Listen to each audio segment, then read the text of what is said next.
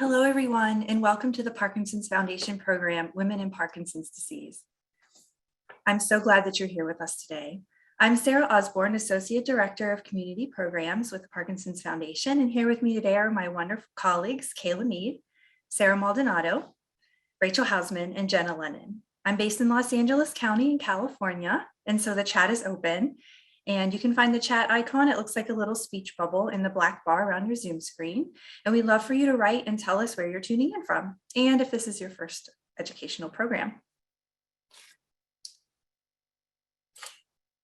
Okay, a huge thank you to our program sponsors, Synovian, Acadia, Kiowa Kirin, and Boston Scientific.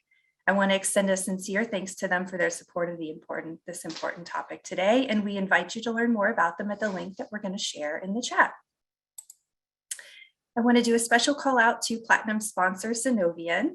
We're going to share a link in the chat, and they have more patient stories to share with you at that link.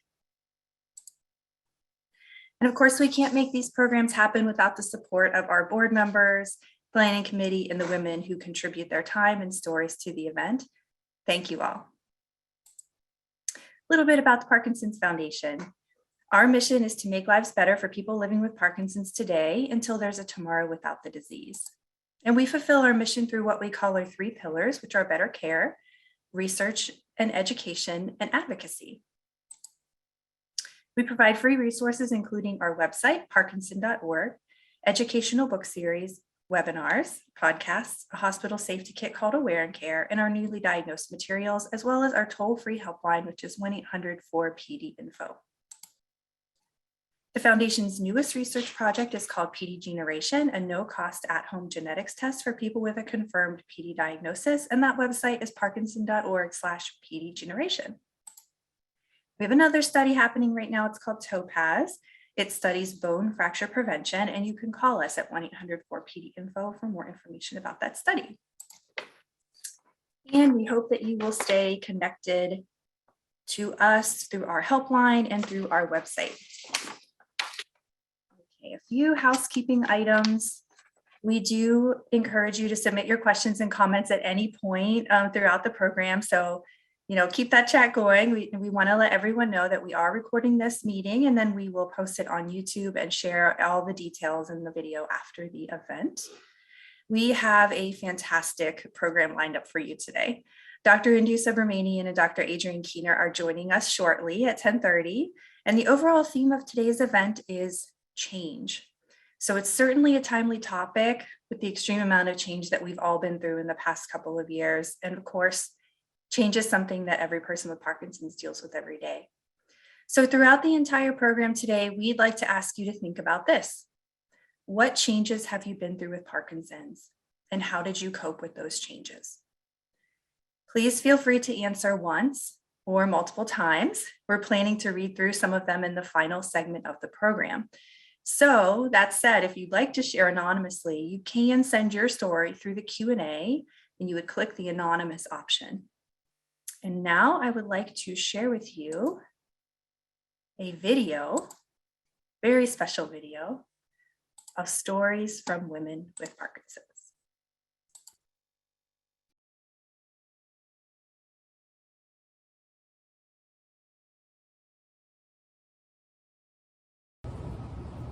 Hi, my name is Sharon Krischer, and I was diagnosed with Parkinson's disease about 14 years ago. In 2009, I live in Beverly Hills, California, and I have 3 children and a wonderful husband. And the thing that affected my Parkinson's disease the most was going to my very first Parkinson's event ever 5 years after I was diagnosed. I stayed away from everything until that time. It was at that conference where I found a boxing class to go to. I met other people with Parkinson's and found that they were living wonderful, productive lives. And it wasn't a death sentence.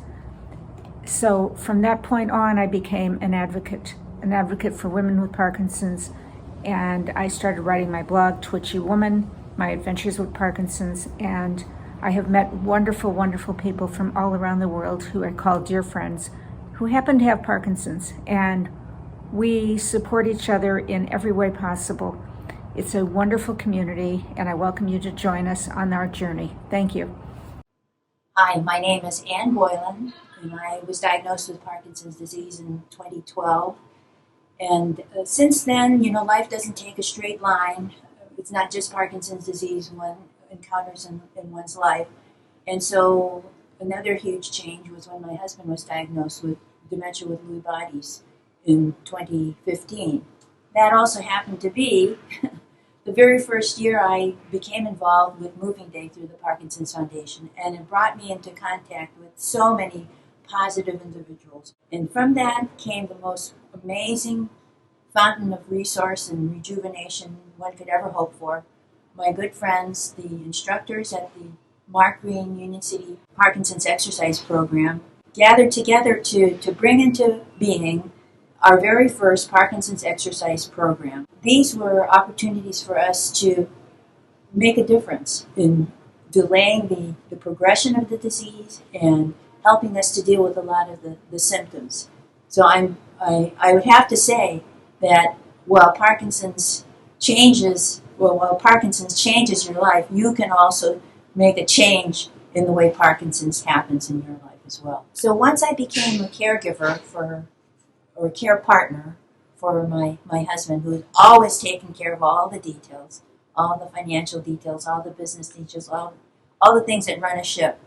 Suddenly I was thrust into that role as well, and trying to be proactive. So that was both an extra challenge on my shoulders, but in many ways I think it's preparing me for what lies ahead, because Parkinson's is not a predictable disease, and the way what we do with our lives and who we meet and develop relationships with makes all the difference.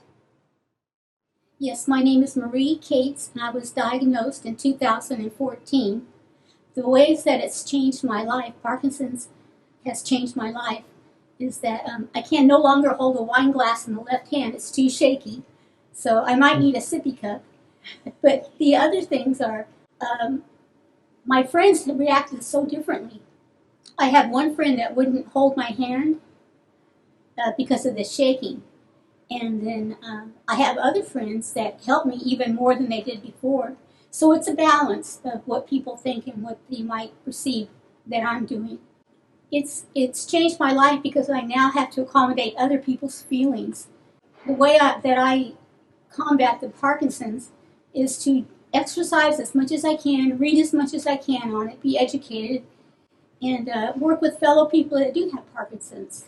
I continue to have friends, but even more friends now with the Parkinson's group at Fremont and the Parkinson's group in Union City for exercising. That's helped me a tremendous lot. I encourage people to join a support group. It gave you a lot of encouragement, and it gave you the knowledge to deal with what you have and how to deal with it. And it's just a good camaraderie. But the support group people are so understanding, and yes, you can tell them anything because there's so many things that go on in your body with Parkinson's. And you can say to somebody, well, do you feel like that, or do you have that? And then you can kind of get validation that maybe that's not Parkinson's, maybe that's a COVID. but it's good to bounce off other people who know how you're feeling. Hi, my name is Kelly Weinschneider. I was diagnosed with Parkinson's disease in 2002 at the age of 29.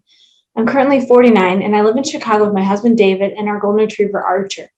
My father also had PD. I've been an advocate with the Parkinson's Foundation since 2015. The biggest change that impacted my Parkinson's disease was dealing with mental health issues due to disease progression, medication side effects, and a stressful workplace. I found treatment in the form of group therapy. Working with local Parkinson's clinics, I started 2 young onset support groups in the Chicagoland area. These groups helped me and others to realize that we are not alone in our journey with Parkinson's. We all have our individual struggles, but we can share our coping skills and knowledge as a community. Hi, I am Lou Eisenbrandt. I was diagnosed with Parkinson's in 2002 as a result of exposure to Agent Orange when I was a nurse in Vietnam during the war, and I live in Leawood, Kansas. In terms of the negative effect of Parkinson's on my life, came about a little over 2 years ago when I gave up driving. It is something that I do miss, not on the larger scale, but short trips to the store, spontaneous shopping, having to gauge my time if I'm going to buy some new clothing. Those are the things that I really miss. Fortunately, I have good friends who have taken over, as well as my husband, who do drive and take me places. In terms of a positive impact, in 2015, I published a book about my life during the war as a nurse for a year, and I have just finished publishing my second book, which is Unsteady as She Goes, Battling Parkinson's After Vietnam. I am meeting a whole new group of people, and hopefully with my experience with Parkinson's, I can offer some advice to others who are struggling with the disease. So my final words are exercise, exercise, exercise, and just stay active and rely on friends when you need them. Thank you. My name is Josephine, and I'm diagnosed at 2012, and since then I got to have early retirement because I can't do multitasking anymore, and I did the DBS surgery. At that time, my physical therapist led me to join a sports group. I started attending the Parkinson's exercise in the Mark Green Sports Center in Union City. They started the program just a little bit after I joined, and Jessica asked me to join the program, and I started doing PWR and work-steady boxing. Everything feels a little bit better after the exercise, and just do more exercise.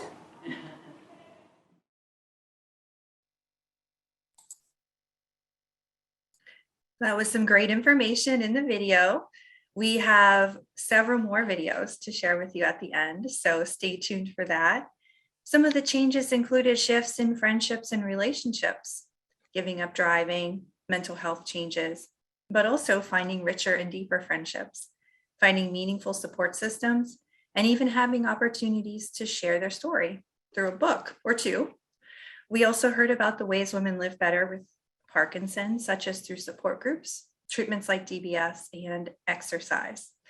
And so on that note, let's get started with our program, and let's introduce our first presenter, Debbie Lucchese. Debbie Lucchese is a member of the Parkinson's Foundation California Board of Advisors and is a certified personal trainer with specialties in indoor cycling and kettlebell.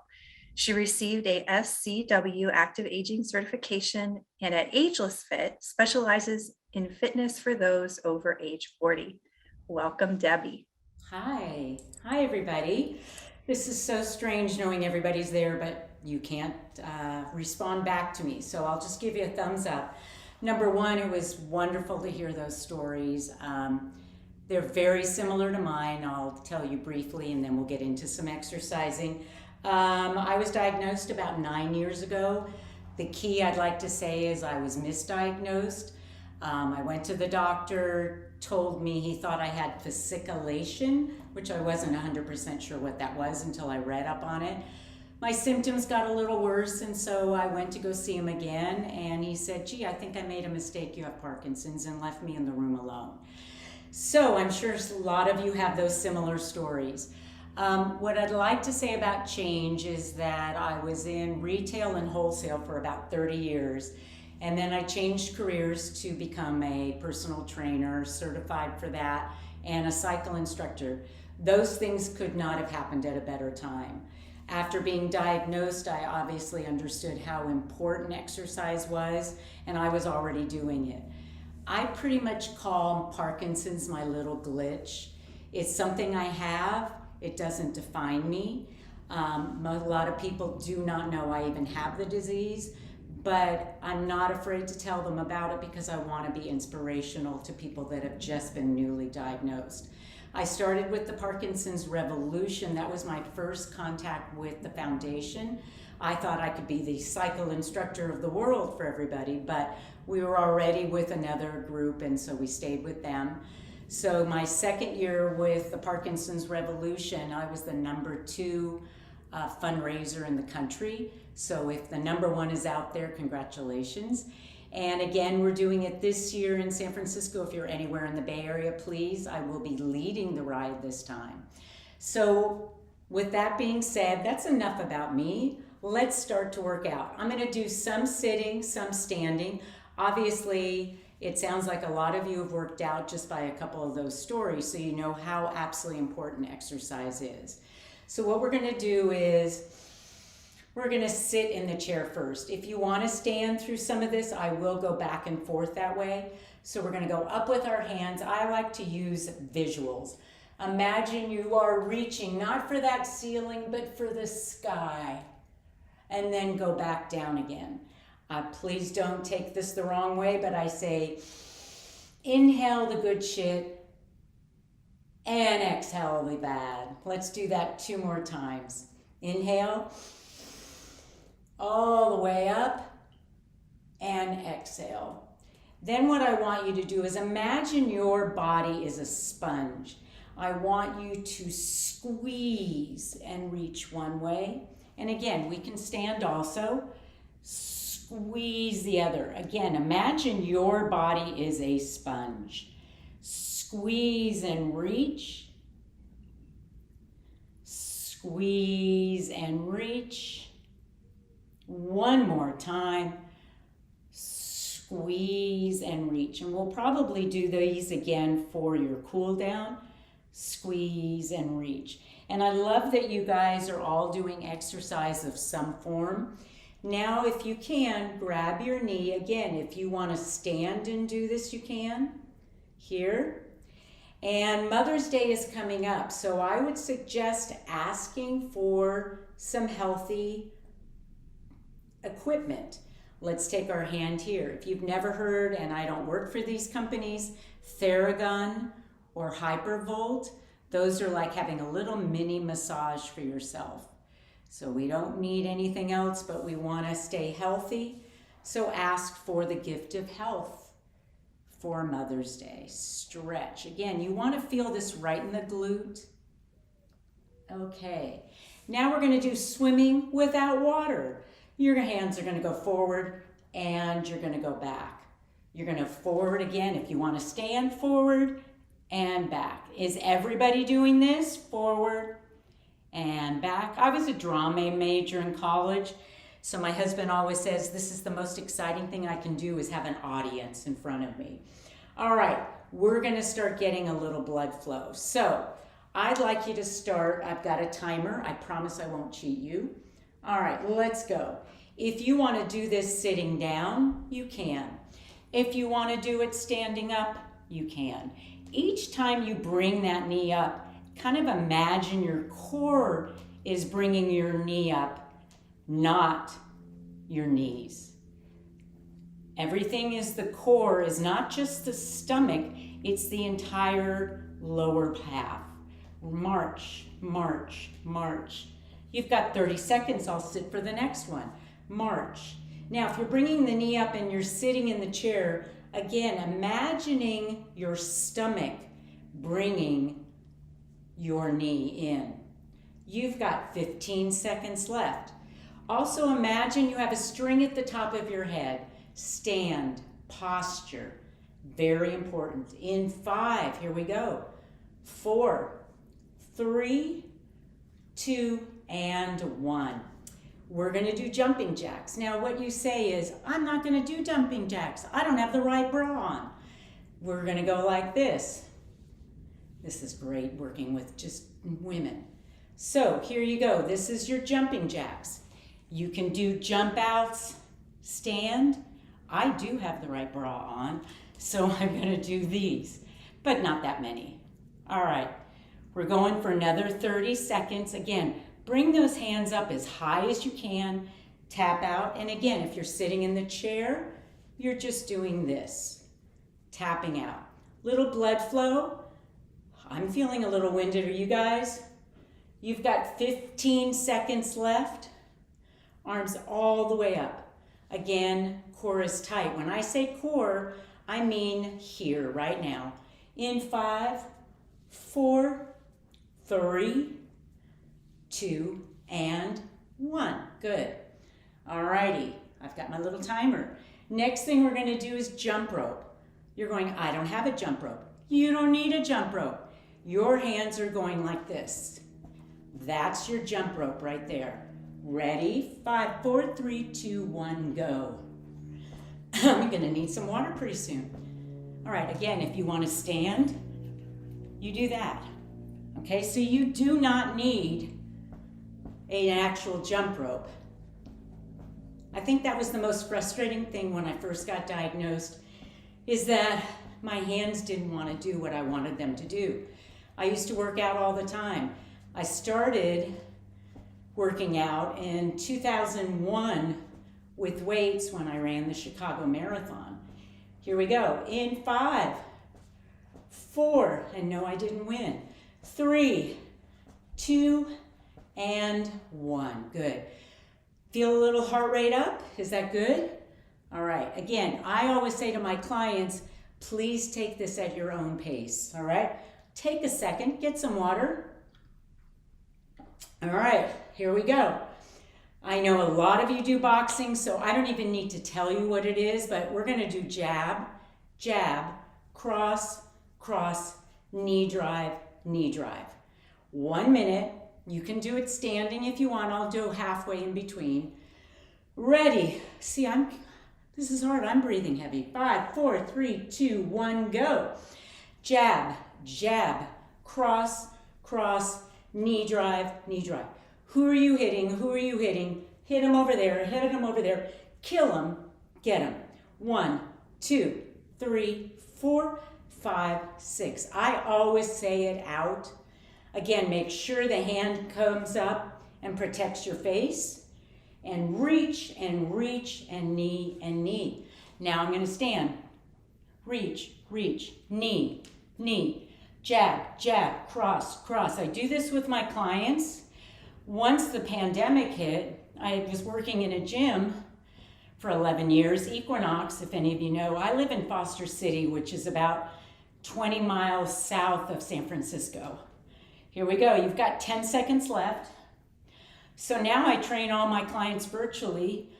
We took our garage and made it a gym, and some of them come to the house, but a lot of them work virtually with me. In 3, 2, I don't cheat you, and 1. Good. All right, here we go. Now we're going to do some core exercises. What I want you to, again, to think about is that string at the top of the head, pulling yourself up, no slouching, and we're going to do seated core twist. So I'm getting something over here, I'm getting something over here. Ready? 1 minute, 5, 4, 3, 2, 1, go. Reach and reach. I happen to have a daughter, a husband, that's about it, and a bunch of friends and support. I've worked with the foundation. I'm in the Northern California chapter as on an advisory board. I have a pretty full plate, but it's important for me to keep active and busy. All right, if you're not doing that sitting, you can do it this way. This is your thoracic spine. You're just rotating, pulling from here. Again, core is tight, knees are soft. We're down to 15 seconds. I'll sit again. I'm getting a workout today. I already taught spin. Here we go. Again, if you'd like to join me at all and you're in San Francisco, I will be teaching that class on June 11th. In 5, in 4, 3, 2, and 1. Good. All righty. Next, you're going to hold on to the chair. Okay, if everybody can do this in the chair, you're going to lean back just a tiny bit. So what I want you to do is put your hands here and bring yourself up slowly and bring yourself back. Okay, bring yourself up slowly. So you should feel this in your core. right now. Keep it tight. If this bothers your back, don't do it. Do just some knee drives. All right? The whole idea is I have no idea out of 500 people what injuries you have. The first thing I do with any of my clients is I give them an assessment so I know where I'm starting off. Obviously, you know how important exercise is. We've got 10 seconds left. Nice and slow, feet solid on the ground. Everything starts at your foot. Roll when you're watching TV a yoga ball or a tennis ball under your foot every single day. 3, 2, and 1. Good. All right, sitting back in the chair, hands behind. You don't have to clasp them. Sitting up nice and tall, in and out. Close the door, open the door. Ready? And go. Close the door, open the door. So if you're sitting at your desk all day, let's say you're working still, or you're writing, as I hear a lot of you are doing books, here's what I want you to think about is how do you spend most of your day? You're like this. We need to open the chest. So the most important thing is to open the chest. What you can do to stretch is just walk through a doorway like this and open the chest. There you go. You've got 30 seconds left. Close the door, open the door. Close, open. Again, you don't have to clasp. You just want to keep that chest up. Remember, what was that thing? We must develop our bust. Oh God, I've just aged myself. That's okay. I'm 60, I'll be 69. In 3, 2, 1. I will take gifts, June 15th. Okay, here we go. Little laughter never hurt anybody, right? All right, now we're going to, how are we on time? We're good. We're gonna march. This time I'd like you to do a march and kick. March and kick. Bring that leg up and kick. If you're standing, string at the top of the head, core is tight, feet are solid. Kick. What I tell my clients is if they can't balance or do something, I go, excuse me, I have Parkinson's and I can do it. What's your excuse? All right, here we go. 20 seconds left. So if you are balancing at all, the key to balance is to have your eyes down in front of you. The minute you move your head around, you'll lose your balance. So you keep a focus on something right down below. Could be a twig on the ground. Okay, here, keep going. You've got 10 seconds left. Bring that knee up and kick. You've got 5, 4, 3, 2, 1. Good. Take a second, get some water. You try to talk and work out at the same time. It's not easy. So the key to anything is what? Strength, right? So what I want you to do is take your hands. I want you to imagine you have a $500 bill in each hand. I think when I first started this, it was like a $10 bill, so we've gone up in inflation. Right here. Lean forward. I'm going to go to the side so you can see. And you're going to just kick back. Those are for those beautiful triceps. Ready and go. Triceps is what gives your arm definition. Drop the shoulders away from the ears. Again, if you want to stand, you'll go forward. Your knees are soft and you'll push back. I want you to grab those hands because you've got that $500 bill in there. See, am I the only one that's sweating here? Okay, we have okay weather right now. Not great. It's okay, we need rain. You've got 5 and push 4 and push 3 and push 2 and push 1. Good, beautiful. So you can take water bottles, you know by now what you need. All right, we're gonna do what's called an Arnold press. You're gonna come forward and open, forward and open. Here we go. You've got 15 seconds. We're almost done, ladies. Here we go. 5, It's not for Arnold Palmer, it's Arnold Schwarzenegger. Squeeze and open. Squeeze and open. Are you clenching your hands? Yes, you are. 3, 2, and 1. Lovely arm circles. Here we go. Little tiny circles. Go. Clasping those hands together. Core is tight. Chest is up. If you want to work on your balance, you can do that too. All right. Here we go. In 5, 4, 3, 2, 1. Switch. Unwind. Here we go. 15 seconds. Right here. This really starts to affect the arms. You're going to feel it. Here we go in 5, 4, 3, 2, and 1. Good. All right, your body weight. Now, I would love to do chest press, but I don't know where we can do that, but I think most of you know about chest press. Large muscle group, the larger the muscle group, the more calories you burn. All right, so what I want you to do is, if you are in an area where you feel comfortable, that you can do a push-up or do something like that, go ahead, or a wall. Otherwise, if you're in your seat, I want you to say, go away, come back. Go away, come back. Ready? And go. You don't have to say it, it's okay. You can just tell me to go away. Push and back. Push and back. If you have a wall, go to a wall. If you have anything that you can really visualize in your head, I'm a big, firm believer of visualization. Keep those hands nice and strong. Push them away. Bring them back. Push away. You've got 5. Here we go. 4, 3, 2, and 1. Good. All righty. I think we're done, unless somebody's telling me to not go off. I think we're done. Yes? Thank you, Debbie. Oh my goodness. I would love to take one of your classes. That was so fun. I'll send you a bill. Oh, please do. Thank you, ladies, very much. And gentlemen, if you're on, I appreciate it. I had a lot of fun. Hopefully you got a little blood pump going. Thanks. Thank you, Debbie. Okay, I'm very excited to introduce our next speakers now that we're all loosened up and ready to go. Dr. Indira Subramanian and Dr. Adrienne Keener.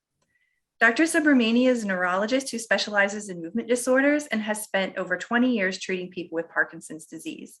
She has a strong interest in integrative medicine with a special interest in yoga and mindfulness. Dr. Subramanian is a clinical professor of neurology at UCLA and serves as the director of the Southwest Parkinson's Disease Research, Education, and Clinical Care Center of Excellence. Dr. Keener is an assistant professor of the UCLA Movement Disorders Program and an associate director of education and clinical care at the PADRECC, also the PADRECC for Veterans Affairs.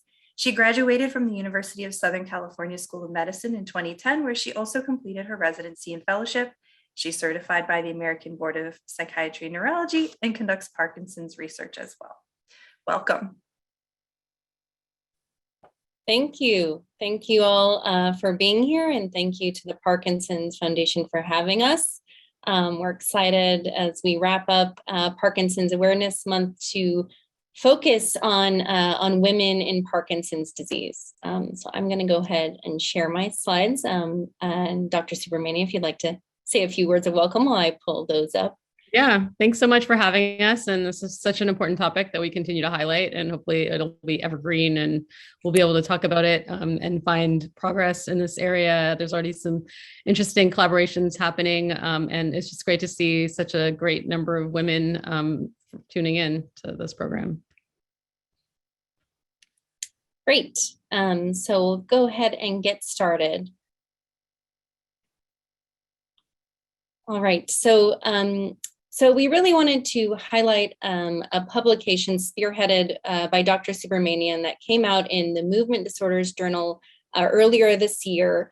This was really a goal of addressing the unmet needs of women living with Parkinson's disease, and came about through Dr. Subramanian's work really during the pandemic, having conversations that reached an international level because we have Zoom now, and bringing together women living with Parkinson's disease from around the world as our co-authors on this paper, and really is a call to action to address some of these gender and sex differences that we know exist in Parkinson's disease.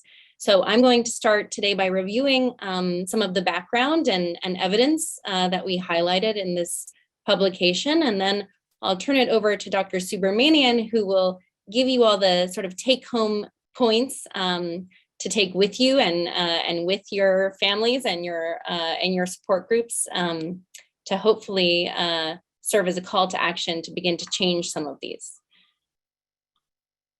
So what do we know about what causes Parkinson's disease? Well, we know that purely genetic, biological, or purely environmental Parkinson's disease is extremely rare. And most cases of Parkinson's disease are caused by a combination of some genetic and biological factors, along with some environmental exposures that ultimately lead to the development of Parkinson's disease. So when we look at differences between men and women and why women actually have a lower risk of getting Parkinson's disease, we can think about these two different contributing factors and differences there might be there. So when it comes to the environment, we might see that women are less likely than men to be exposed to certain risk factors that are linked to Parkinson's disease, like pesticide exposure, heavy metal exposure, or head injury, for example. On the biologic side, the most obvious difference between men and women is hormones, and that probably does play a role in the differences we see between men and women with Parkinson's disease. But there are likely other biological differences between men and women that also play a role and are less well understood. So let's talk about estrogen first. So we know that in basic science models of Parkinson's disease, looking at animals or under a microscope and trying to study Parkinson's disease, we see that estrogen can have a protective effect. So this image is from a study looking at the protein alpha-synuclein, which is a protein that aggregates and clumps up abnormally in the brain of people with Parkinson's disease. And in the presence of estrogen, the protein is not able to accumulate in the same way. And so there's pretty good evidence from the basic science that estrogen may have a protective effect.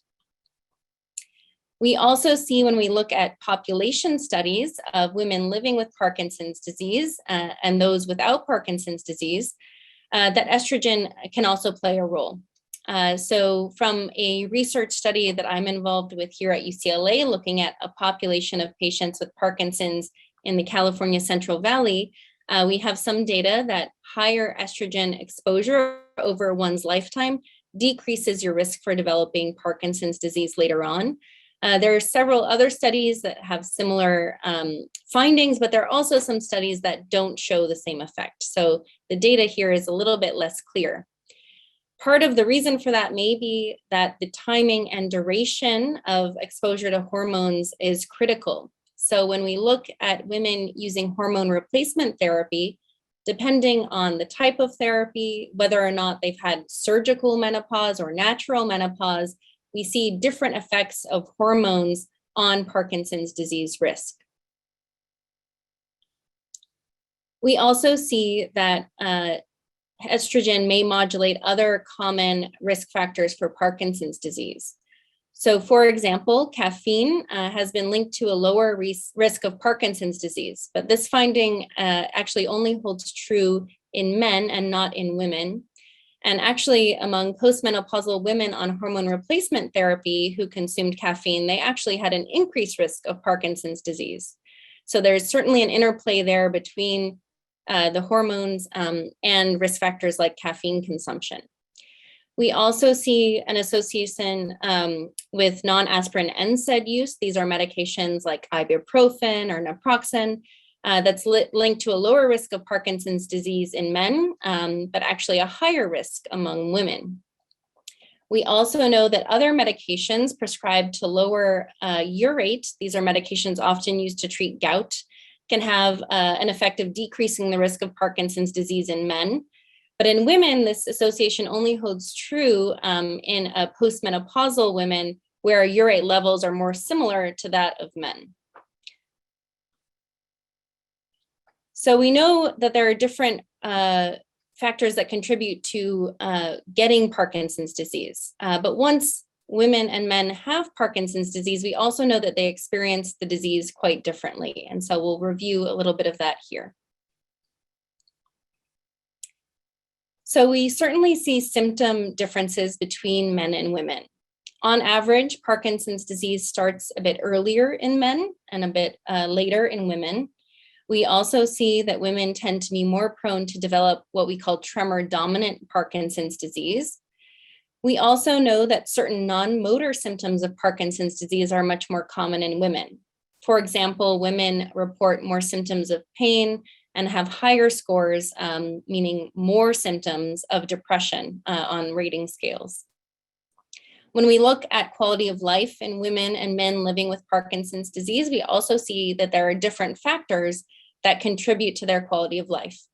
In women, depression and fatigue seem to be driving factors, whereas in men, cognitive changes seem to have a greater impact on quality of life. This image here is from another excellent review paper that was published a few years ago now, highlighting some of the symptom differences between men and women. So you'll see for women, there tend to be more tremor, more swallowing difficulties or dysphagia, more pain, and some reports of more gastrointestinal dysfunction, though some recent studies actually show this to be more common in men. And so it may be that there's a different set of symptoms in men and women, even within the realm of gastrointestinal dysfunction. We also know that there are unique hormonal influences on symptoms. Women often report worsening of symptoms in that week leading up to their menstrual cycle.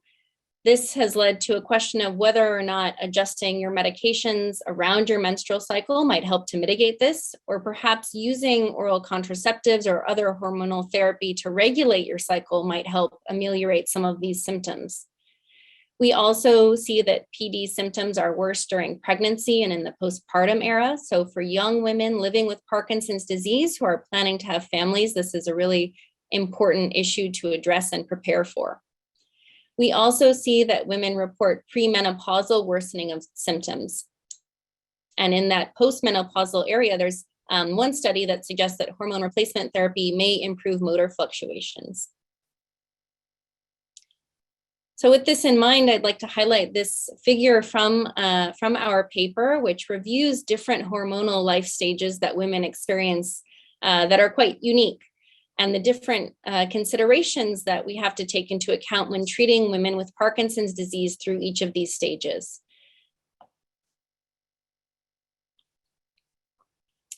We also see that women with Parkinson's disease may be at an increased risk of other comorbidities. I've highlighted here osteoporosis and hip fracture, which you can see are very increased in women compared to men. So we know that treating other comorbidities that are more common in women is important when we're treating women with Parkinson's disease. So bone health and other general health topics are really important. When we look at treatment for Parkinson's disease, we also see that women may respond differently than men to the treatments we have available. For example, women are more prone to develop dyskinesias, and there's a greater bioavailability of levodopa in women. And this may be partly related to lower body weight and different sort of metabolism of the medication in women compared to men. Even outside of body weight and hormonal factors, we also see that there are some genetic factors that might put you at an increased risk for dyskinesias, and those genetic factors seem to differ among men and women. When we look at surgical therapies for Parkinson's, namely deep brain stimulation or DBS, we see that women who receive this therapy tend to report greater gains in their quality of life compared to men. However, women are less likely to receive DBS for treatment of their Parkinson's disease. And so we really need a better understanding of why this difference in treatment exists. And there can be several factors. One might be patient preference. Another may be a perceived risk of undergoing a surgical procedure. We also acknowledge that there may be possible physician bias and that doctors may not be referring women for these advanced therapies at the same rate that they're referring men. We also highlighted earlier that women have a higher risk of certain other health conditions or comorbidities, and so that might play a role in the therapeutic options they have for their Parkinson's disease. But ultimately, we don't really have good studies looking at drug safety, drug efficacy, and drug tolerance specifically in women with Parkinson's disease. The majority of medications we have right now were studied and developed in populations of predominantly white men without really taking into consideration the differences in body weight and metabolism and other factors.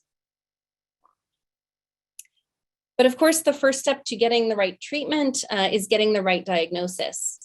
And this here is a very common textbook image of Parkinson's disease. An elderly gentleman. This is what we teach our medical students and our trainees to recognize these cardinal symptoms of Parkinson's disease. Because ultimately Parkinson's disease is a clinical diagnosis. We don't have a biomarker like a blood test or brain scan that can make the diagnosis. And so it really relies on healthcare professionals being well educated to recognize the core features. And when the image they have of Parkinson's disease is of an elderly male patient, they may not think of Parkinson's disease when they see symptoms occurring in a different population. So in 2020, Mike Oken and his colleague published this editorial that said it's time for a new image of Parkinson's disease, really updating this 1800s illustration to incorporate what might be a different look of Parkinson's disease, including young women. We also know, though, that once diagnosed with Parkinson's disease, women are less likely to see a neurologist for their care. And we know that seeing a neurologist for Parkinson's disease is associated with better outcomes. And so improving access to neurologic care for women with Parkinson's disease and trying to figure out what barriers they face to accessing this care is important. So this graph just really highlights the different road to diagnosis and treatment that women face compared to men with Parkinson's disease. So from the onset of symptoms to the time they initially see a physician takes longer. Even from then, the time that it takes to make the correct diagnosis takes longer.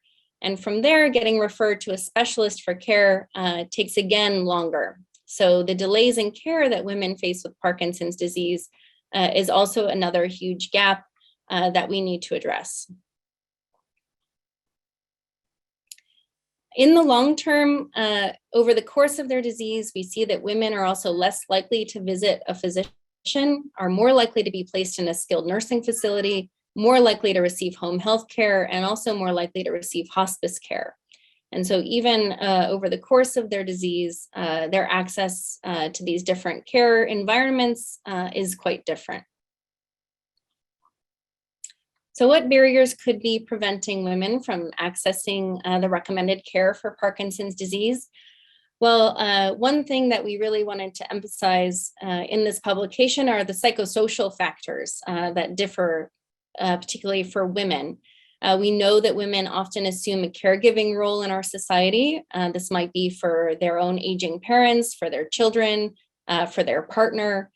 And some studies suggest that in this role, women neglect their own health problems. Other studies looking at caregivers at large show that caregivers are more likely to be in poor health and have problems getting the care that they need for their own health issues. This quote is from a qualitative study looking at the experience that women have with Parkinson's disease and its impact on their relationships. And I think it really echoes something that we hear frequently from our patients. So this woman said, Although I realize that getting the disease is not my fault, it did compromise my roles as a mother of a young child, the daughter of an elderly parent, a wife, and a business partner. We know that at the time of diagnosis, women report worse disability and health-related quality of life compared to men.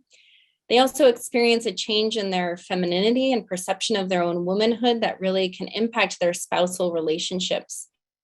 Some have found that sexual dysfunction is a more common non-motor symptom reported in men, though I would question whether or not perhaps it's just underreported or perhaps not asked about as frequently in women, and certainly is a part of the non-motor symptoms of the disease that we can address. We also know that women are more likely to be unaccompanied when they come to see us in the office, more likely to live alone, and more likely to have to pay non-relatives for care. So when a woman herself is not in the caregiving role, she sometimes is lacking a caregiver. And so we see these differences in caregiving for women with Parkinson's disease. This is another image from our paper that I'd like to highlight, where we just really wanted to review not only the differences in motor and non-motor symptoms of the disease, but importantly, the psychosocial issues that face women with Parkinson's disease, the differences in quality of life, psychological distress, changes in their self-image, and loss of intimacy, which are important to address. So now that we know that all these differences exist between men and women with Parkinson's disease, what can we do about it? Well, I'll first highlight something that I was involved in through the Parkinson's Foundation, which is the Women and PD Talk, Teams to Advance Learning and Knowledge. So this was really a coming together of women from across the country, including stakeholders like physicians, scientists, physical therapists, who is one of our team members pictured here, to really try to address some of these issues. And out of that project came this publication, which you can find on the website, to identify research priorities in Parkinson's disease for women, raise awareness among clinicians, scientists, patients, and the general public, and develop more tailored interventions, more personalized approaches to treating the unique needs of women and also men with Parkinson's disease. The other thing that we can do about it is get women more involved in research. So this paper was published in 2018, and while I haven't personally run the numbers, I think not much has changed in the last 4 years. Women still are very underrepresented in clinical trials of Parkinson's disease. And so in order for us to sort of learn more, know more, we really need more diverse participation in clinical trials. With that, I'm going to turn it over to Dr. Subramanian, who's going to highlight the 15 things women should know about Parkinson's disease. Great. Well, thanks so much, Adrienne, for covering that so beautifully, and for your amazing help in writing this paper. So we wanted to highlight, first of all, this blog that I've been writing with Mike Oken, who's done some amazing, I think, advocacy work in general, trying to rebrand Parkinson's and really looking at disparities in care. So have a look there. And there's also a Spanish version of these tips that's also available for any of your friends or colleagues or anyone who primarily speaks Spanish. So we're going to just run through these, and then we're going to open it up to question and answer. I've also linked just in the chat here a paper that's hot off the press that I will maybe spend a minute or two updating, sort of since we put this paper out. Just it just came out in press last month. In the paper edition has been out virtually since January. There's already been some some great sort of percolation of these ideas and some headway to make some strides forward. So I'll update you on that. So Adrienne, next slide. So it's really important to get educated because education when you have a chronic disease like Parkinson's, it's often misunderstood and has been misbranded as well as sort of with those images. It really takes education to advocate for yourself. So it's important that women know that they can get Parkinson's. I think it's been sort of thought that it's an old white man's disease. And so really we need to do more public service education so that people who look like me, who are watching this, who might have symptoms, can really know that this could be early Parkinson's and get the care they need. And, working with a foundation like the Parkinson Foundation, there's many other foundations out there, and knowledge is really power. So looking at the websites, getting vetted information is so important. And I think that one of the other disservices that we've done in teaching our healthcare providers about Parkinson's is really just focusing on the motor aspects. And we are movement disorders as a specialty. And so that really sort of implies that what we take care of is largely just a movement disorder. But as anyone who lives with someone or cares about someone with Parkinson's or is living with Parkinson's knows that this is largely a disease that affects not just the motor system, but a huge amount of issues in the non-motor realm. And I think that, a lot of people do not understand, how much is behind the scenes. You can see the tremor, you can see people maybe moving or walking with some problems, but really a lot of it is hidden. And so the types of things that patients are dealing with and that really affect quality of life are things that are often unspoken about. And if you don't bring these up in appointments, often they're missed. So things about constipation, sexual dysfunction, issues with bladder and pelvic floor issues that really lead to things like incontinence that can be embarrassing to bring up and are stigmatized can really affect quality of life. So important to learn about those. And then the host of mental health issues, which have really been exacerbated in the pandemic with the social isolation. I think that there's a huge amount of impact. And we just wrote a chapter on loneliness. And across the board, no matter where you live with Parkinson's, anxiety, depression, apathy, sleep difficulties, already very common, have been exacerbated in the pandemic. So learn about these, how they can affect your quality of life, and try to get help.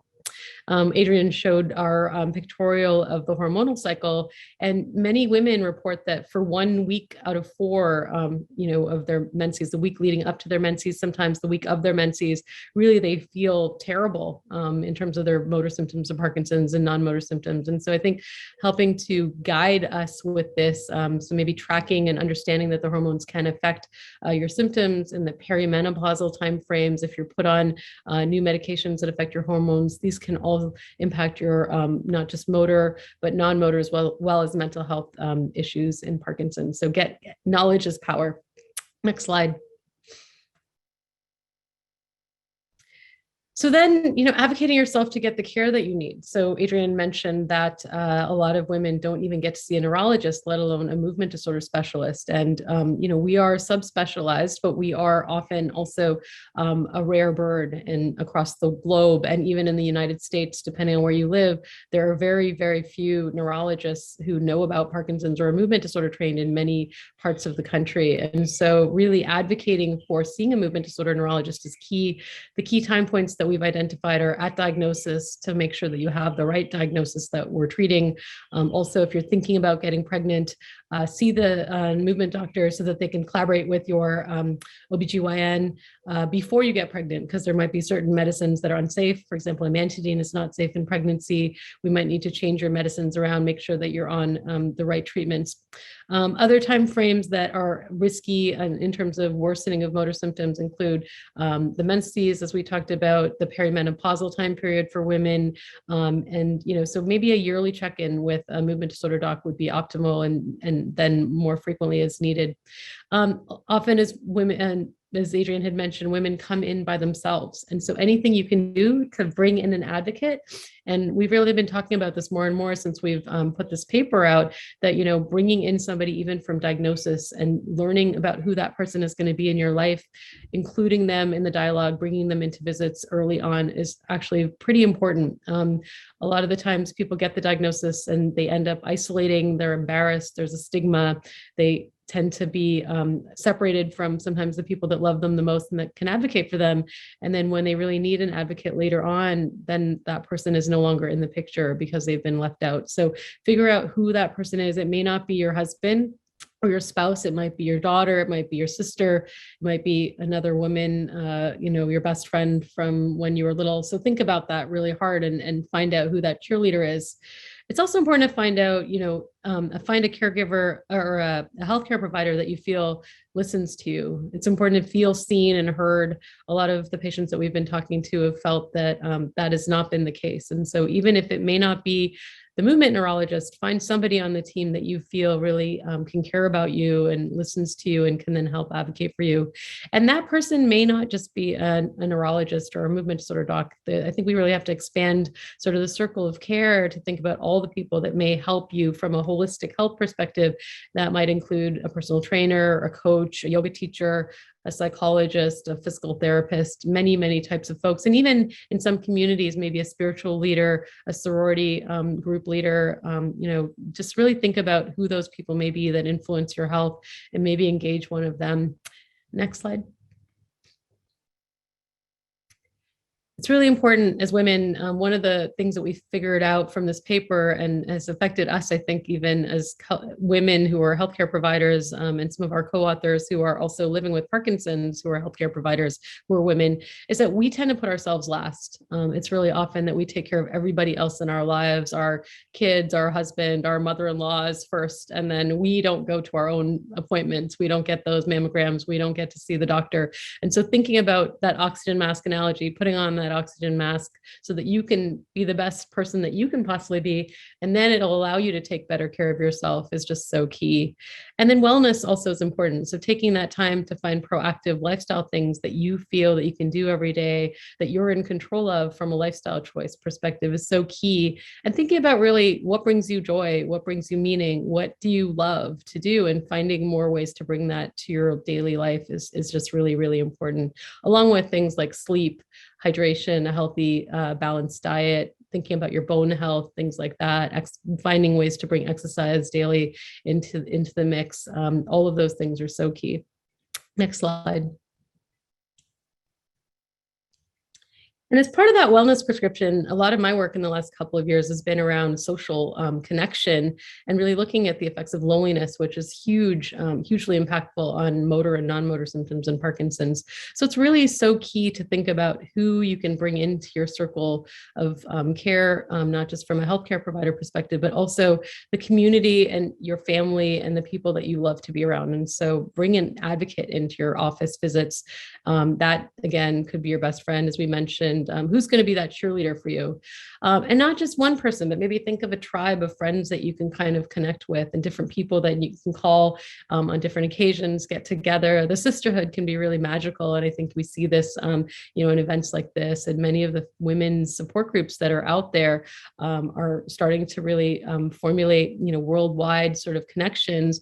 And it's just been sort of such a beautiful thing to see for Adrienne and I, the amazing work that women can do when they get together and advocate for each other. And some of the models have been really cool about, women mentoring other women, maybe buddies pairing off. So find ways to connect.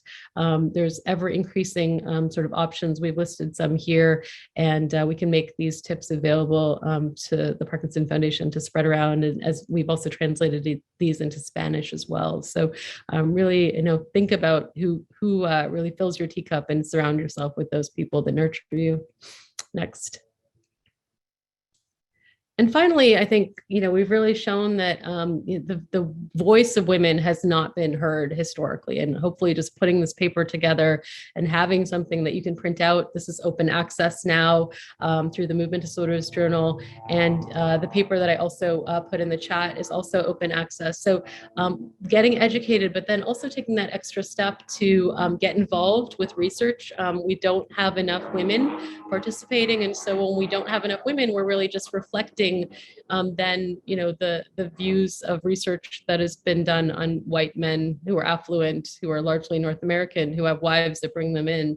And so we really need to be representing all the voices, including you, and then advocating too. So anyone who will hear it, if you have connections in the media, if you have connections, with other sort of aspects of advocacy, really getting our voices heard. So ways to sort of amplify this message. And sometimes when you volunteer and advocate for others, it's actually very, very good for your own quality of life measures. And so I really urge you to try to get involved if you can. So with that, I think I'll just give you a couple of updates on sort of what's been going on.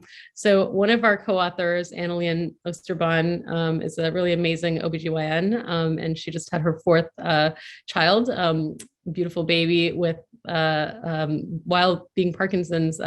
She went through her delivery and was really sort of really inspired to try to get a registry together of women who were pregnant and the outcomes of their children, what medicines they were on. So that's starting to happen. They've applied for some grant funding, and a lot of that work's being happening in the Netherlands. And so stay tuned for that. And she's been working with a doctor in the Netherlands on sort of formulating a group of young onset Parkinson's patients that are giving advice to the local folks in Nijmegen in the Netherlands around collaboration between OBGYNs and neurologists to take care of women with Parkinson's. And so we'll sort of see where that leads. Additionally, I just put a paper in the chat that just got published in NPJ Parkinson's, talking about further evidence around deep brain surgery and the fact that women are often not being offered it as much, and also when they are offered it may not accept it, but then they do very well with it. So really, again, I think one of the conclusions of the paper was really that we need to be counseling women in a different way, and perhaps in addressing sort of questions and making women feel more comfortable with having this therapy. So again, I think customizing care is really sort of the way that we want to sort of proceed. So those are a couple of updates. And another quick update is that Rochelle Flanagan, who is another co-author, a dietitian in Ireland, is working on an app to try to track symptoms of Parkinson's, motor symptoms of Parkinson's, and also sort of correlate those with menstrual cycles and time points that are hormonal. So a lot of interesting things percolating. And I think, again, sharing ideas with each other about how to improve things, if things have worked for you as a woman living with Parkinson's, definitely, get out there and share those ideas with within the support groups. It really can help another person. So we will now sort of flip over to the chat, and I'm happy to take a look at the questions. One of the chat's questions that I had seen was around bioidentical hormones and whether there's evidence about those versus other types of hormones in Parkinson's disease. Adrienne, do you want to speak to that? Yeah, so I think the short answer to that question is no, is that we really haven't studied very well hormonal therapy in Parkinson's disease, let alone studying bioidentical versus synthetic hormone replacement therapy options. I think certainly when I talk to my patients in the wake of this publication coming out, that's one of the areas I think that they're most wanting an answer for, is a question about if hormone replacement therapy is helpful, and if so, how much and what type. And I think this is where, one of our co-authors, who Dr. Subramanian mentioned, Dr. Osterbahn, is herself a gynecologist. And I think we really need to liaise with our specialists in these other areas to study and to better understand hormone replacement in Parkinson's. I don't know, Dr. Subramanian, if you're aware of any more specific research, but I'm not aware of any. No, I think that this needs to be really explored more. There's a question here about metformin. Is metformin helpful for women with PD? That I think we also don't know. We certainly know that if you have diabetes or even impaired like insulin resistance, that can have an impact on Parkinson's disease symptoms. I'm not aware of if there's any evidence for treating that proactively with something like metformin if you don't have a diagnosis of glucose intolerance or diabetes. But certainly if you are living with diabetes, I think treating that is important. There's also ongoing clinical trials looking at another type of medication used in diabetes for potential disease modification in Parkinson's disease. And that works by a different mechanism, not necessarily geared toward treating your blood sugar, but actually through its effects in the brain directly. So there certainly is a link there. that is being studied currently. Okay, great. So Sarah's also given me a few questions here in the chat. So one is suggestions for coping with and improving my husband's caregiving help in regards to my PD symptoms. I'm happy to talk about that. So, I mean, I think that, I think women, I hate to sort of be blunt, but, I think across the board, women are often sort of just innately better caregivers. And, we are, it's maybe biological or part of social sort of constructs, but, men often, may not have the tools, may not have been raised. And it's a very different sort of, especially some of the ages that our women are getting Parkinson's, who may be older in life, maybe had, been the person who had, the man had gone out to work and the woman was sort of at home more with domestic duties, which is changing obviously as roles are changing in society. I think it can be a big transition to have the woman perhaps needing more help and care. And I think one of the things that we've done probably disservice to is sort of focus just on the spouse as the caregiver. And the assumption would be that everything would be contained in that home unit. And I think that we really have to broaden the definition of who may be a caregiver and an advocate, and sort of think about, who, else you can bring in to perhaps advocate for you, be the liaison, and then may be able to help assist the husband in the caregiver role. Sometimes social workers, sometimes psychologists can also help with some of these things. Sometimes, these sort of support groups can also help. But fundamentally, I've had women who come in whose husbands just are really not going to be able to do that. It's just not part of the dynamic. Trying to reinvent a person and change them, in their 70s is probably not going to be, a viable option. And so I think, then there's a lot of frustration and bitterness around why is this person not rising to this occasion? And I think, rather than focusing energy in a negative way there, I would say that it may be helpful to harness, sort of other providers of help and care. And as Adrienne mentioned, also women are more likely to pay caregivers for care from outside the home. And sometimes that may also be an option, is to delegate things and let things go. Another question that came up is the best ways for women to cope with PD in terms of losing control of the body, and cooking, cleaning, and socializing can be more difficult. I think often as women, we also end up feeling less of a woman if we can't do the cooking and we can't do the cleaning and we can't be the, sort of person who's running the household from a domestic perspective. And I think that, we have to sort of let some of that go, and really sort of focus on ourselves in terms of, especially the wellness stuff. So getting, scheduling exercise, scheduling you time in so that you can spend time with maybe a girlfriend or a sister, or get up a phone call in every day to someone who nourishes you, and maybe delegating, if you can, some of the household chores that may be delegatable, if that's a word, to other family members or your spouse. But really sometimes it just takes coming into the doctor's office as well. I've had a time frame when I've really invited my women living with Parkinson's to bring somebody else in, or their spouse, and I sit down and talk about really the motor symptoms and the safety issues and what they may be dealing with. And sometimes it's easier coming from somebody else other than you, when you're trying to sort of talk around some of these sorts of things. I don't know, Adrienne, if you have any other thoughts.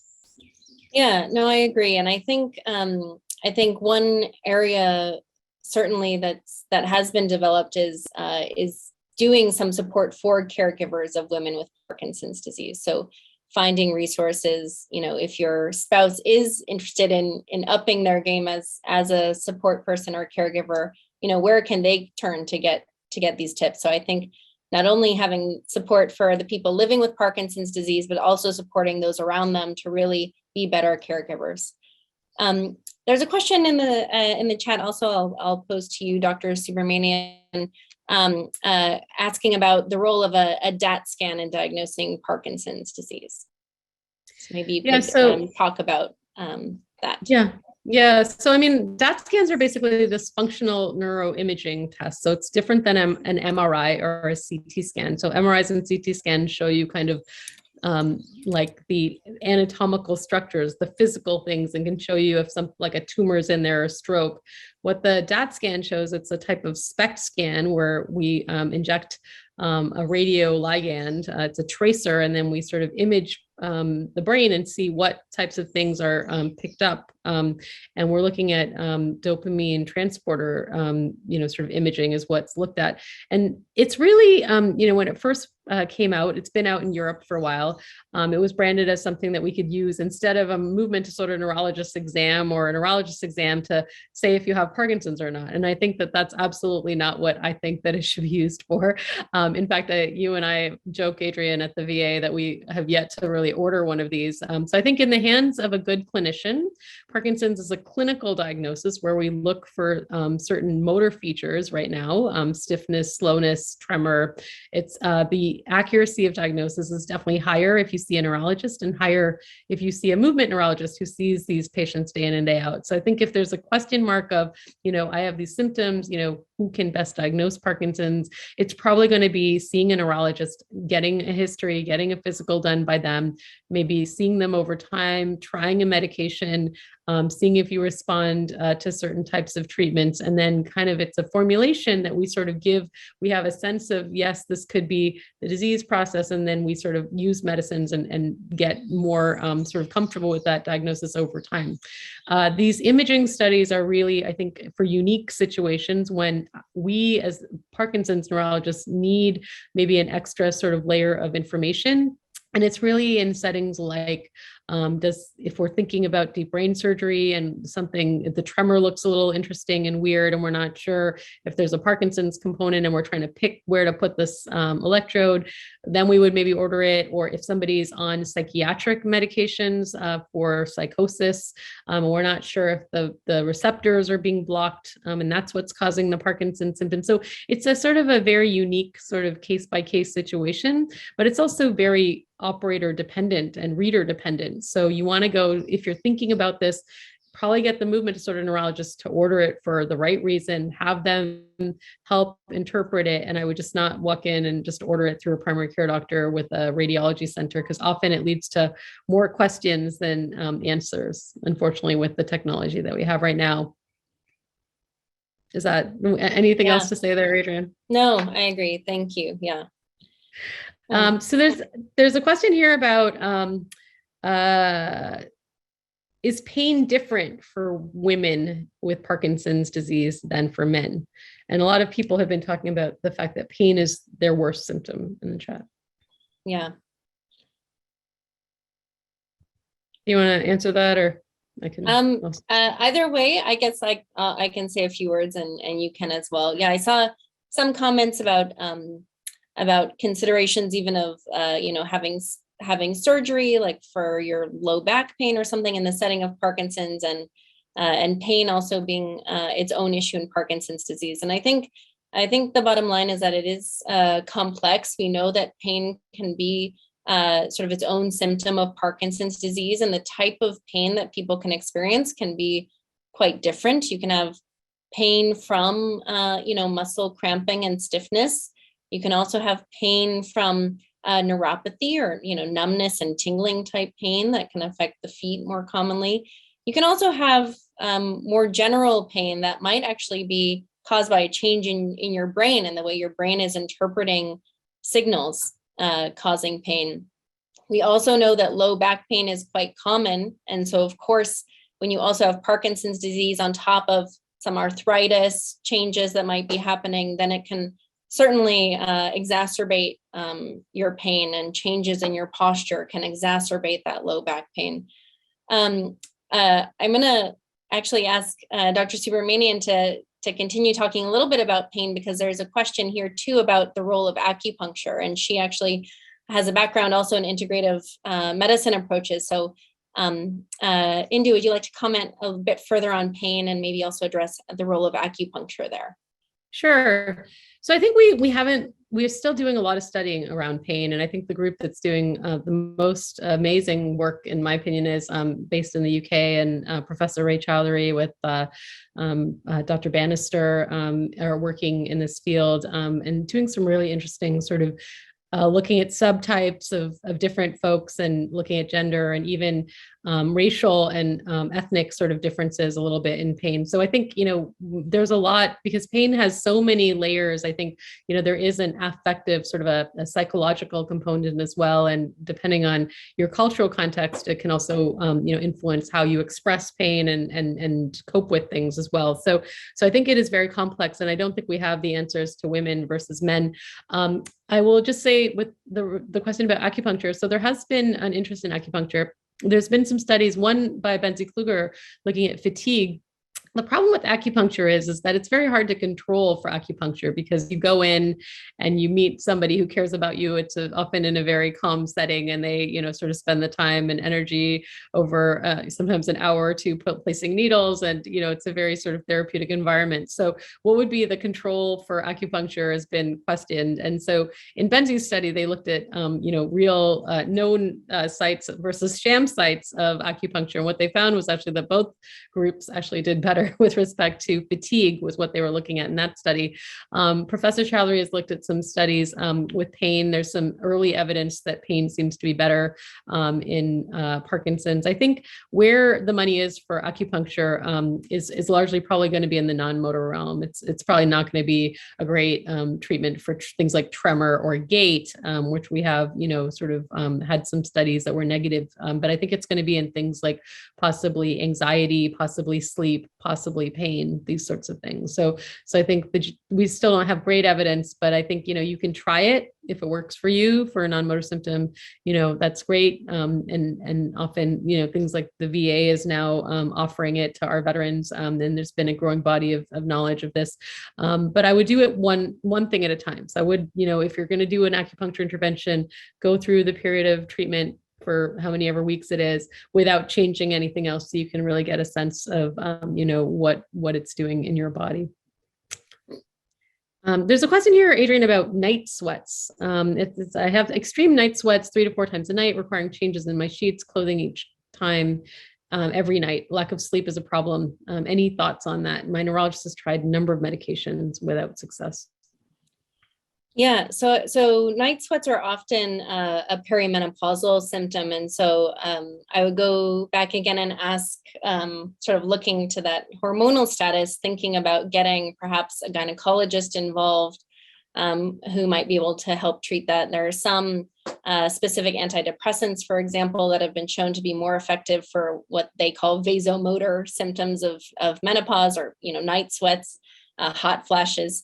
And so I think looking not necessarily just sleep medications, but other types of treatments that might help address night sweats.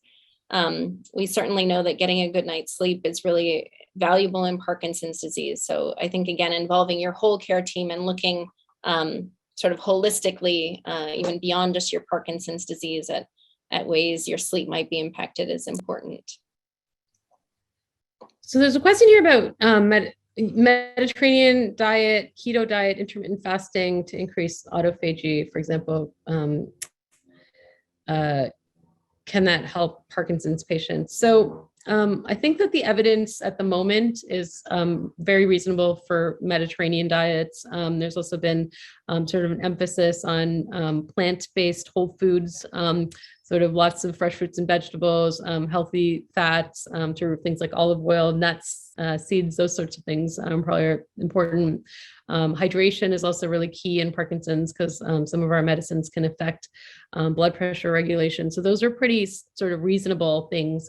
When you get to things like keto and intermittent fasting, I think depending on sort of how sort of advanced you are with your disease, your other coexistent medical issues, I think it's important to consult with your doctor, your primary care doctor, about the idea, as well as engage your neurologist. I've had a few patients who did keto that actually ended up getting very confused and then really off their game mentally, off their game from taking their medicines. These things, keto can actually affect your electrolytes, your salts in your blood as well, and it can affect your mental state. So really important to get somebody who in your household knows what they're doing as well to monitor if you're doing any sort of fasting, and work with a dietitian, work with your primary care doctor to get monitored. At this point, there's no evidence that any of those things work in Parkinson's disease to slow down the progression or change motor symptoms or benefit people. So I think, but I know in the community, people are quite excited and interested. So really important to not sort of just jump into this, because it can affect sort of your motor symptoms and your mental state as well in Parkinson's in a negative way. There's a question, one of the comments that I wanted to point out that was actually quite meaningful to me here is about a woman who felt like she was apologizing all the time for being a burden, and had sort of thought to reframe that through some friends' help. And I do think that we tend to be a little bit more sort of deprecating, and sometimes even I've had a lot of women that I worked around with, sometimes talking around giving, doing loving kindness meditations or self-care rituals or things like that. And I feel like, for whatever reason in society, it's so much easier to give love to our children or our grandchildren and hold a baby and say, you need this or that, you fell down and hurt yourself, let me kiss your sort of boo-boo. But, when it's ourselves, and I know this because Adrienne and I work together as well, and she shares this, it's like very hard for us to not come to work even when we're sick and we're, trying to balance 7,000 things and make everybody happy. And I think sometimes having another woman in your life to say, like, what are you doing? Why are you doing this? You need to stop like running around and killing yourself. Sometimes we just don't sort of advocate for ourselves, and we end up then apologizing and feeling very guilty.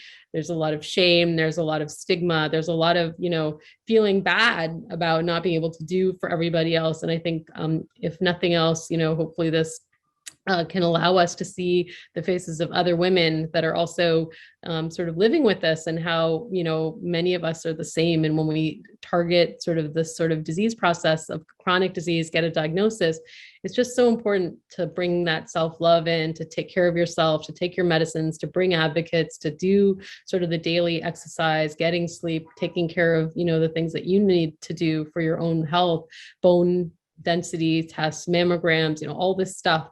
Women are just really not good at doing these things. So we just, hopefully, if nothing else, you can try to find the time to put that on your calendar.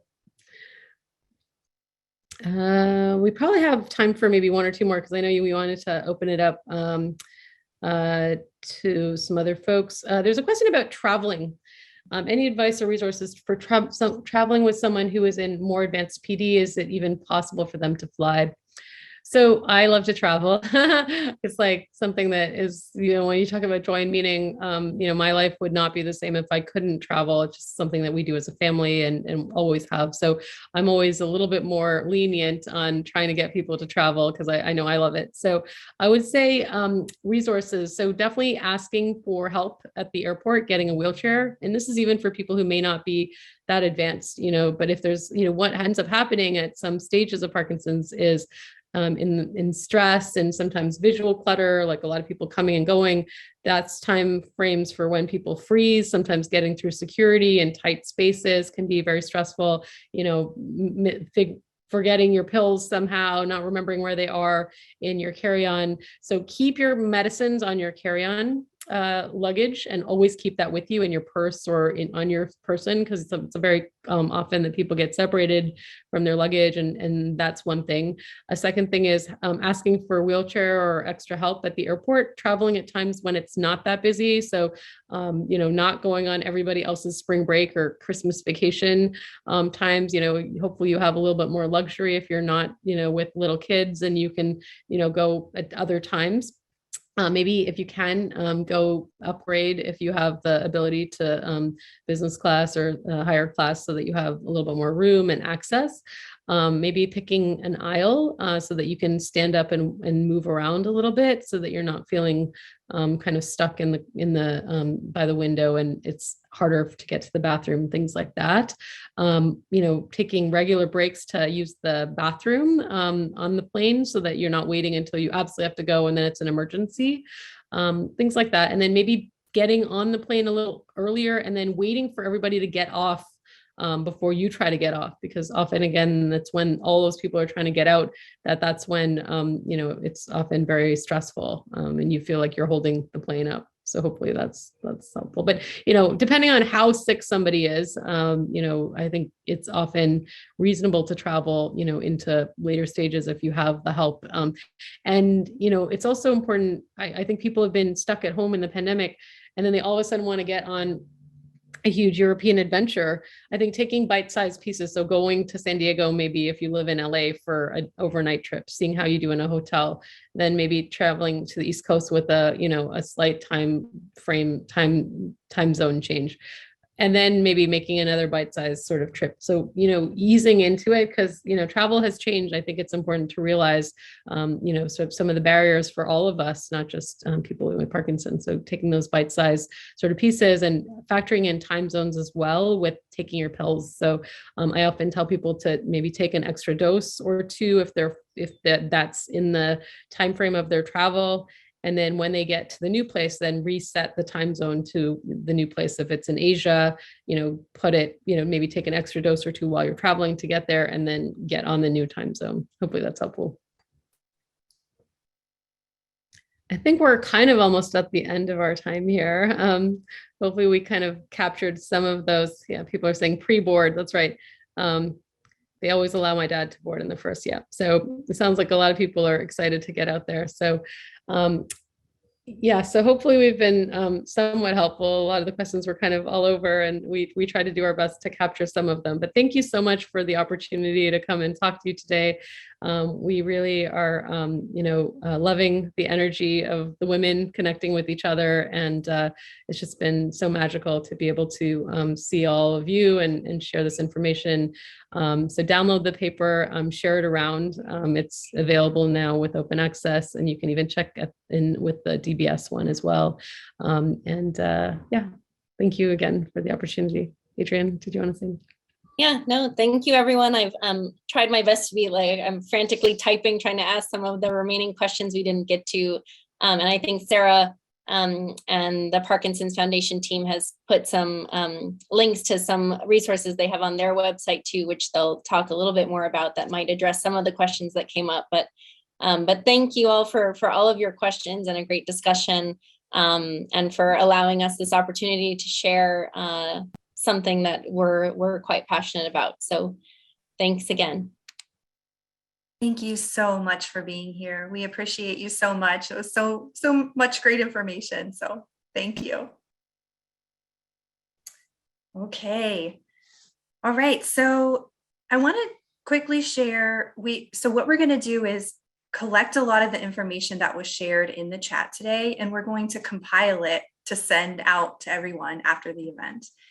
So I just wanted to quickly point out that this is coming your way. This is a resources document, and just to share with you, it does have Dr. Subramanian's blog. It has information for Dr. Keener, of course, Debbie, to take one of those fun classes. It also has online resources, so no matter where you are, you can access these here. What I'd also like to do now is we have some people in the meeting who run support groups, who run exercise groups, and we want to hear from you. So again, keep in mind, this would be collected and shared after. So as long as you're okay with that, go ahead and tell us in a sentence or two about your support group, about your exercise class, and put it in the chat. We'll compile all of that, and we're going to add it to this document. So this is the document you'll get after the event. Okay. And then also, if you have your story of change or your personal story to share, we'd love to hear that. So you can keep those coming as well. Okay. And then as promised, we have the remainder of the video to share. And I really invite you to stick with us and listen, because these are some great stories. So with that, let me get that started.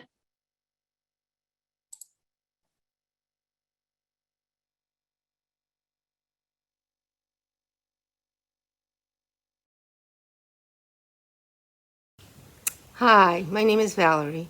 I was diagnosed with Parkinson's in 2013. Exercise was the main way that I managed the disease progression over time. I hiked, I did yoga, I did Pilates, I worked with weights, I worked with a trainer. I spent a lot of time at the gym.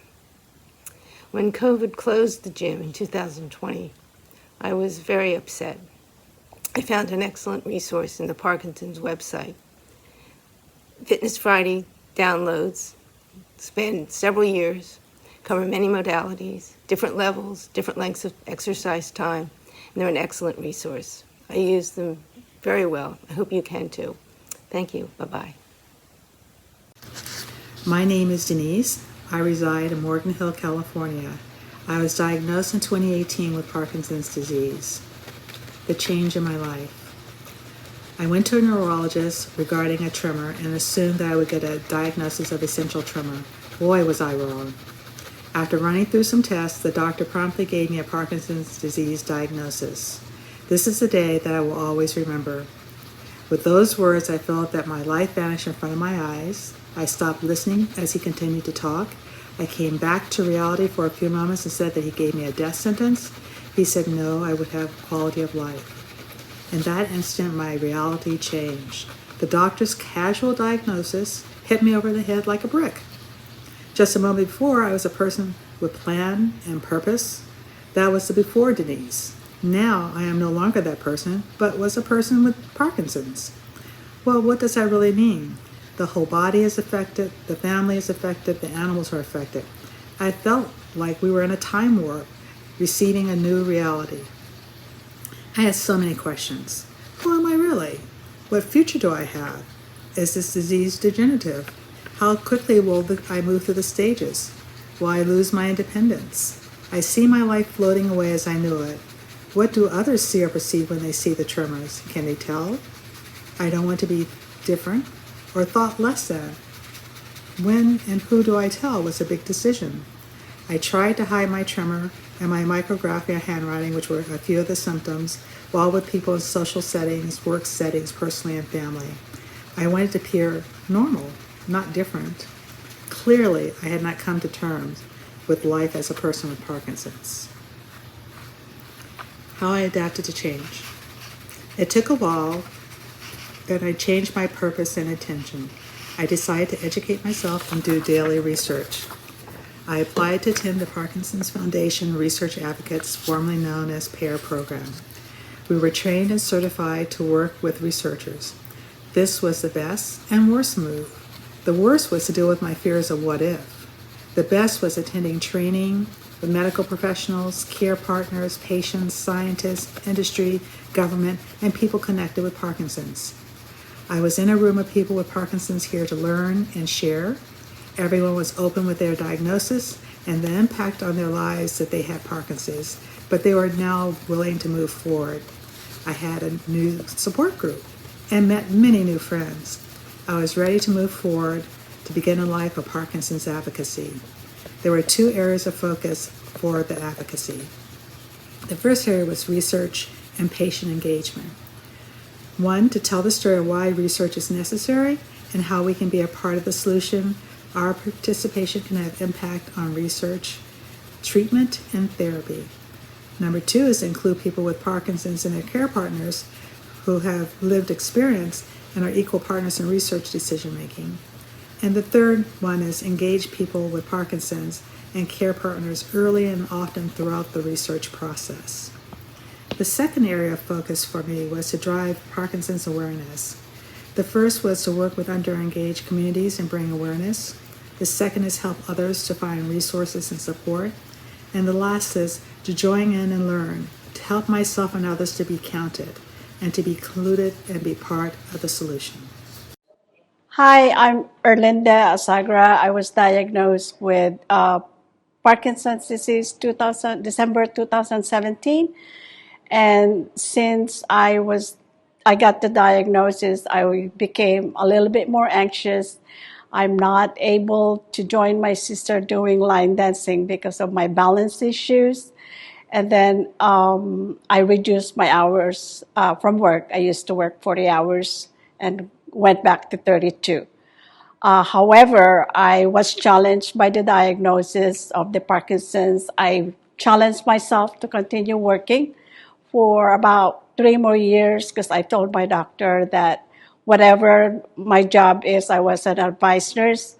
It gave me the challenge to, with my brain, and stimulate it more.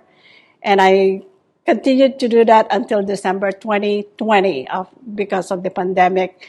And I was having a hard time driving like at night. By 5:30 it gets dark, so that's why I decided to retire. And balance-wise, I decided to join the Power Moves. I was advised by my neurologist to do that, and I felt that the exercises have improved my walking a little bit and my balance, along with every morning walking with my husband, with the dog, every day. And hopefully, I will maintain my strength and balance and continue walking for a while. My name is Sarah, and I was diagnosed with Parkinson's in 2014. I'm currently 61, so I was diagnosed when I was 53. The biggest change for me in terms of my Parkinson's disease was about 2 or 3 months after I was diagnosed. At the time, I was working full-time. I was taking a medication that didn't actually really help with any of my core symptoms. So by that, I mean my tremor, my slowness, my stiffness. None of that stuff was improved. And in fact, my sleep was markedly worsened. I was sleeping probably 2 to 5 hours if I was lucky at night. I wasn't having time to exercise. I was coming home late from work because I hadn't completed things, and I was bringing home my computer so I could continue my documentation. It was just horrible. So I was lucky enough in that I was able to take time off and kind of pull back from my job, start exercising, start a medication that actually helped my symptoms, start working on my sleep. And I basically have been able to maintain a pretty healthy lifestyle where I'm exercising every day and I'm sleeping and I'm doing activities that I really, really enjoy. And I've pushed back from a lot of the stressful things that I was doing at the time when I was diagnosed. And it really has helped. I think the trajectory of my disease would have been totally different if I had tried to continue doing what I was doing. My name is Linda Wheeler, and I was diagnosed with Parkinson's in November of 21. And I went to a neurologist, and she suggested that exercise is the best thing to help you with Parkinson's. And I was referred to a therapist at Kaiser, which is down the road. And I came here in January. I started taking the Power Moves classes, and I enjoy them very much. They help me a lot. When I was diagnosed, I had a feeling that I did have Parkinson's because I have 2 family members that have Parkinson's. So I was really not really surprised when I heard. And I knew that the hardest thing was knowing that there's no cure. So if I continue my exercises, I'm hoping that that will make everything a little better. As far as coping with it, I just continue to take my medication, and that seems to help me a lot. And I have met some nice people here at the Mark Green gym in Union City, and some other nice people over the internet, including Anne. And it's been okay. Hi, I'm Lisa Cohn. I live in Denver, Colorado, And I was 45 years old when I was diagnosed with Parkinson's in 2008. It's hard to pick what is the most impacted part of my life. But I decided to tell you about the efforts I made to reduce the amount of stress in my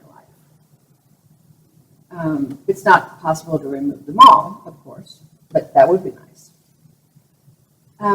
So in 2012, I had been diagnosed 4 years at that point. I could tell I had executive function decline and that it was affecting my work. It was the mild impairment, and some employers might have made accommodations for me. The employer I was with at the time took the other action of putting me on a group called a reduction in force list. So I rather abruptly left the workplace. I did eventually get long-term disability approved and payments kicked in. But it was stressful. It happened very quickly. And while I was adjusting to retired life, my ex-husband was really struggling with the inability to control all these changes that were happening. He was not a born caregiver, and I'd always known that. But he had done his best to support me after my diagnosis. And when he couldn't control all these other things, I don't know if he consciously made the decision, but it ended up that he was trying to control me in toxic ways. And I spent a couple of years trying to work that out so that we could remain married. But eventually I had to choose my health. I desperately needed a home that was in and of itself nurturing, not toxic. So by the middle of 2015, I was settling into a new home in a new state, and there was one more year of pretty significant stress, just kind of get everything smoothed out and figure out that I could support myself and comfortably settled financially. And during that time, I had found a talk therapist, and he was just perfect for me. His name is Phil, and I fondly call him Dr. Phil, even though he's not really a doctor. But he was such a great help to me, and one of the pearls of wisdom he gave me was in any situation that I would be talking about, either I was holding on to anger or was something that was bothering me, he would say, "Why are you letting blank," so fill in the blank, "why are you letting that steal your joy?" And I thought, I don't know, maybe I should stop that. And I still use that today. It's kind of a self-protection measure. Like I try to decide if someone or something in my life is life-giving or life-sucking, and make decisions on what I will accept in my life based on that. So while having Parkinson's is really hard, complicated, not fun, I have built a life that I wouldn't trade for anything.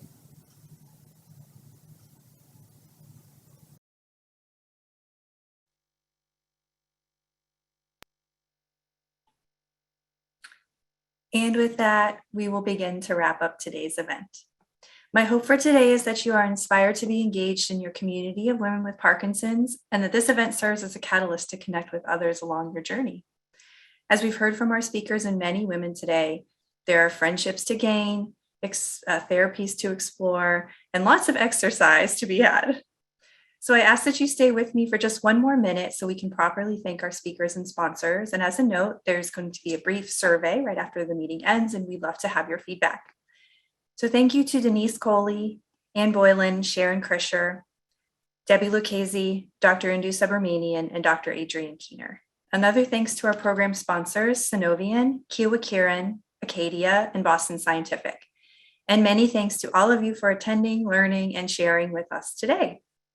Today's session has been recorded and will be archived on the Parkinson's Foundation YouTube channel within a few weeks, and a link with all of the resources in the video and the materials will be sent to you via email.